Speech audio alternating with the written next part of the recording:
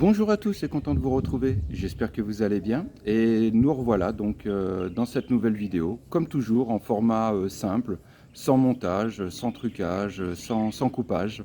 On va essayer de faire cette vidéo de manière spontanée, en one shot, comme toujours. Et dans l'introduction, je vais vous parler un petit peu donc, des dernières nouvelles. Et dans l'après, je dirais introduction, je vous parlerai un petit peu donc, de la santé ici, des soins qu'on peut trouver ici au Sénégal, puisque c'est souvent une question que l'on me pose, à savoir quand on a un accident ou quand on est malade, comment ça se passe ici au Sénégal.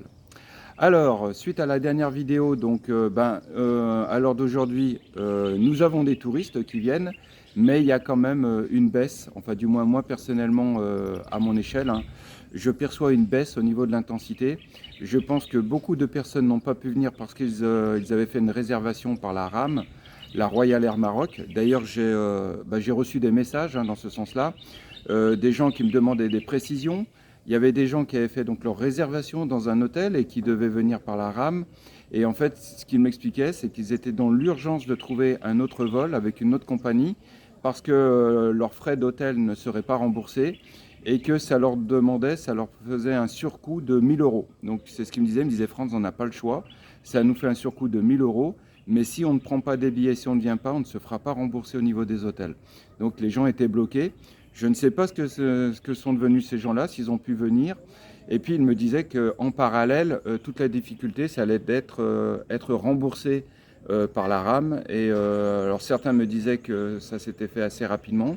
Et puis pour d'autres me disaient que depuis même mars 2020, ils attendaient toujours un remboursement. Donc voilà, d'un dossier à l'autre, les situations sont complètement différentes. Donc à l'heure d'aujourd'hui, donc il y a des gens qui viennent, mais c'est pas, je dirais, de manière aussi évidente. Voilà, je trouve pas qu'il y a le rush. Nous étions bien partis dans la saison touristique. Hein, je trouvais qu'elle était bien amorcée. Et suite à la décision de la RAM de stopper net tous les vols rentrant ou passant par le royaume du Maroc, bon, ça a bloqué énormément de gens. Je pense aussi à Claude en Bretagne, puisqu'il nous tient un peu au courant via le groupe Facebook. Lui, son vol est le 3 janvier. On sait à l'heure d'aujourd'hui que les vols de la RAM sont stoppés jusqu'au 31 décembre. Donc il est vraiment sur le fil du rasoir, dans l'incertitude la plus totale. J'espère qu'au tout début janvier, les vols pourront reprendre et que lui et son épouse pourront venir au Sénégal. Comme il nous disait, ça fait 2 ans qu'ils ne sont pas venus. Donc bien entendu, ils n'ont qu'une impatience, c'est de venir au Sénégal. Mais là, pour eux, tout va se jouer le 3 janvier, à savoir s'ils pourront prendre leur vol de la Royal Air Maroc. Voilà un petit peu la situation à l'heure d'aujourd'hui. Voilà, écoutez, je vous retrouve tout de suite après l'intro pour vous parler des soins ici au Sénégal. A tout de suite.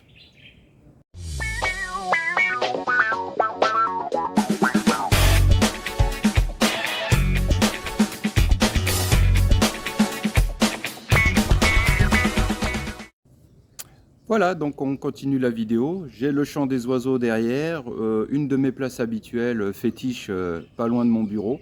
Donc tout est parfait pour continuer cette petite vidéo. Alors souvent, on me pose la question, on me dit Franz, surtout des personnes âgées en fait. Beaucoup de personnes âgées souhaitent venir s'installer ici, et je les comprends. Quand on voit la situation anxiogène, vraiment, je dirais, peu épanouissante en France, mais en Europe en général, hein, je les comprends que les gens aient besoin de sortir de ce climat et de vivre autrement, différemment. Donc beaucoup de gens me disent, écoute France, moi j'aimerais bien venir une partie de ma retraite ici au Sénégal, mais comment ça se passe au niveau des soins, est-ce qu'on trouve de bons médecins, etc. Alors souvent je les rassure, et puis j'ai eu l'occasion déjà d'en parler dans ma vidéo, enfin dans ma chaîne, mais ça remonte quand même à plusieurs années, je crois, c'était au tout début de ma chaîne que j'en avais parlé. Donc je vais y revenir dans celle-ci. Et en fait, ce qui s'est bien passé, c'est qu'il y a une dizaine de jours, j'avais été contacté par Nathalie, donc une Française qui vit ici au Sénégal, et elle souhaitait donc justement me sensibiliser sur ce thème-là. En fait, ce qui lui est arrivé à Nathalie, alors je ne peux pas trop rentrer dans les détails, hein, parce que déjà pour respecter son anonymat, et puis en plus apparemment, il y a une histoire de responsabilité civile avec l'établissement dans lequel l'accident s'est passé. En fait, ce qui s'est passé, c'est qu'en sortant d'une pizzeria, Nathalie, elle a glissé sur les marches juste devant l'entrée de la pizzeria et donc elle s'est fait une fracture du fémur. Et Nathalie, c'est ce qu'elle me disait. Elle me disait, tu sais, Franz, je vis ici depuis une quinzaine d'années. Je crois qu'on s'est suivis, hein, à 2-3 ans près. Voilà, on fait partie de cette génération migratoire venant de France dans les années 2004, 2005, 2006. Et donc, elle me dit, j'ai pas de couverture maladie, en fait. Je fais comme toi. J'ai une petite épargne de précaution. Et c'est avec ça que si j'ai un souci de santé, etc., c'est là-dedans que je piocherai. Et donc, elle me disait, en sortant de cette pizzeria, j'ai glissé sur les escaliers de l'établissement. Et en fait, j'ai eu des douleurs atroces. Et ce qui s'est passé, c'est que son mari a appelé donc une clinique, hein, urgentiste qui est sur Sally. Et ils sont intervenus rapidement. Donc, une ambulance est venue la chercher, l'a ramenée dans la clinique. Et ce qu'elle m'a dit, voilà, ça s'est très bien passé. Ils m'ont donné des calmants. Et en fait, ils m'ont fait des radios. Et le lendemain matin, donc, ils sont venus me voir en me disant, voilà, vous avez une fracture du fémur. Alors, il y a encore quelques temps de ça, tout ce qui était intervention chirurgicale, hein, je vais parler sur Sally, mais après, on peut extrapoler, hein, que ce soit Dakar, Saint-Louis, ailleurs. Mais il y a encore quelques temps, ici, toute intervention chirurgicale nécessitait, je dirais, le fait de rapatrier la personne, ou du moins de l'évacuer vers Dakar. Là, ce qui s'est passé pour Nathalie, c'est que la clinique privée lui a dit que voilà, l'intervention pouvait se faire sur place, qu'on allait lui mettre une prothèse et que tout pouvait se faire ici directement sur place. Alors bien sûr, ce qu'elle me disait, c'est que son sujet d'inquiétude, c'était les frais. Quand on n'a pas d'assurance, et j'ai déjà eu l'occasion d'en parler, ça peut monter très vite ici.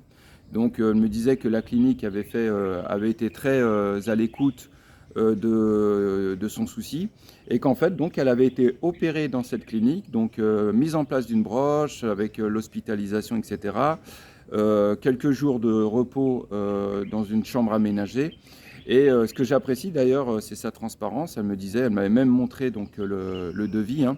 Grosso modo, il y en avait pour ambulance, évacuation, radiographie, opération, intervention, plus pose de la prothèse, plus 2-3 jours donc, de rétablissement dans la clinique. Elle en avait grosso modo pour 1 500 000, ce qui fait une facture de 2 300 euros. Si je me souviens bien, hein, c'était dans cette somme, enfin c'était une somme avoisinante. Donc elle me disait qu'elle voilà, elle s'était attendue au pire et que dans la finalité, elle avait plutôt été agréablement surpris du déroulement de cette situation malheureuse et du coup que ça lui avait incombé. Voilà. Donc voilà, donc je remercie Nathalie pour ces informations. J'espère que ça ira dans le déroulement donc, de la suite, hein, puisque maintenant c'est une question de responsabilité civile entre l'accident qui s'est passé dans l'établissement et elle, puisque pour l'instant, tous les frais ont été avancés par Nathalie. Voilà. Je remercie aussi la clinique qui m'avait autorisé donc, à visiter les lieux. Alors, le but de mes vidéos, c'est de ne jamais faire de la publi-reportage. Je n'ai jamais fait de publi-reportage, je n'ai jamais fait de vidéo sponsorisée par un établissement ou par une marque, etc. Je tiens à garder mon indépendance.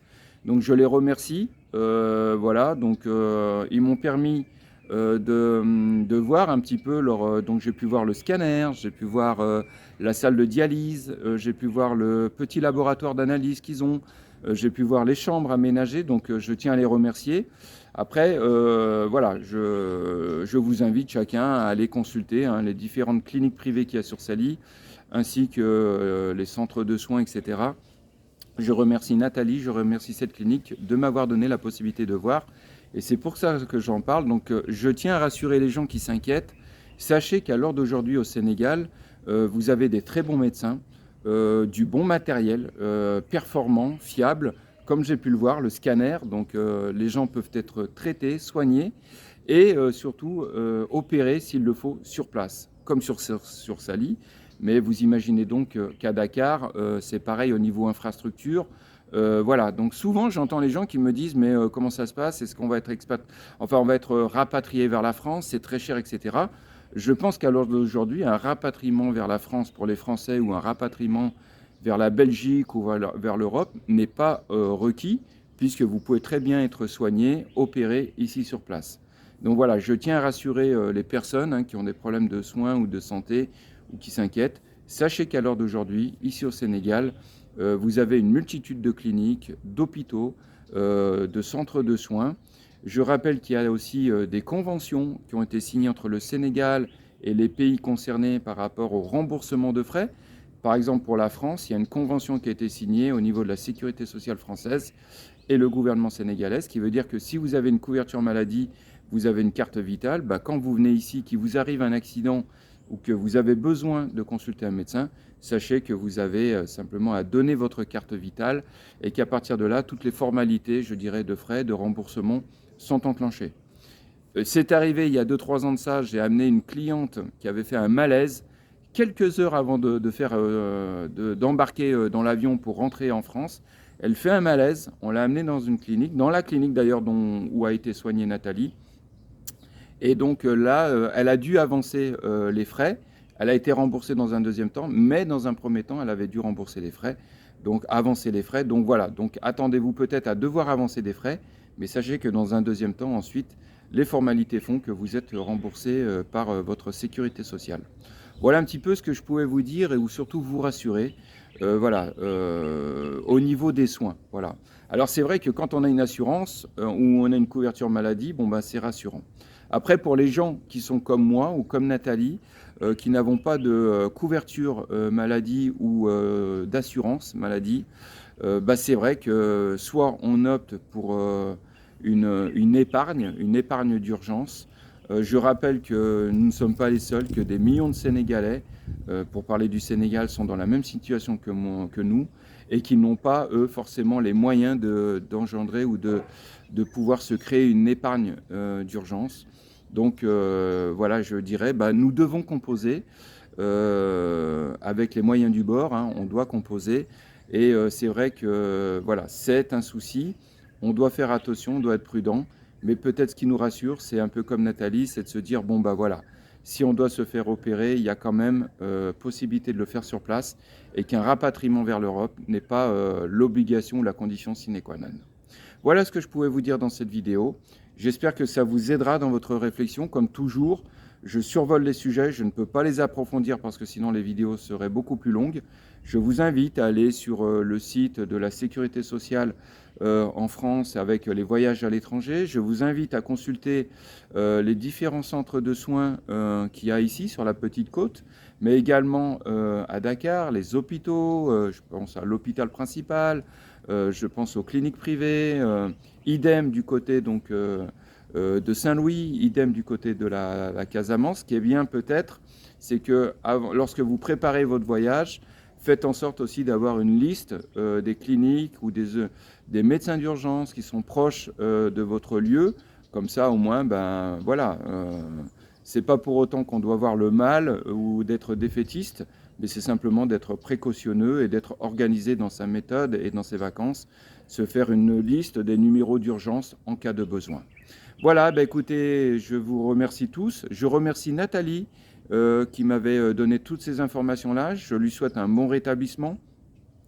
Et je remercie aussi la structure médicale qui m'a permis donc de visiter son établissement. Et puis je souhaite aussi, je voudrais tirer mon chapeau à tout le milieu, le personnel médical ici au Sénégal qui se bat tous les jours puisque nous devons faire face à une multitude de choses. Et voilà, je les remercie pour leur disponibilité, leur professionnalisme. Il faut savoir que les médecins sénégalais sont très bien réputés. Souvent, j'écoute RFI et il y a une émission médicale généralement le matin et j'ai constaté que souvent les médecins sénégalais étaient invités dans ce type d'émission pour faire partager ou pour rassurer les auditeurs ou les auditrices. Et c'est vrai que pour ça, voilà, ils ont une réputation de compétence et de sérieux. Voilà, écoutez, à chacun d'entre vous, je vous souhaite une bonne journée, prenez soin de vous. Prochaine vidéo dans une quinzaine de jours. On parlera, comme toujours, de la suite de la saison touristique en live, en direct et avec mon ressenti personnel. Sur ce, à chacun d'entre vous, bon week-end. Merci.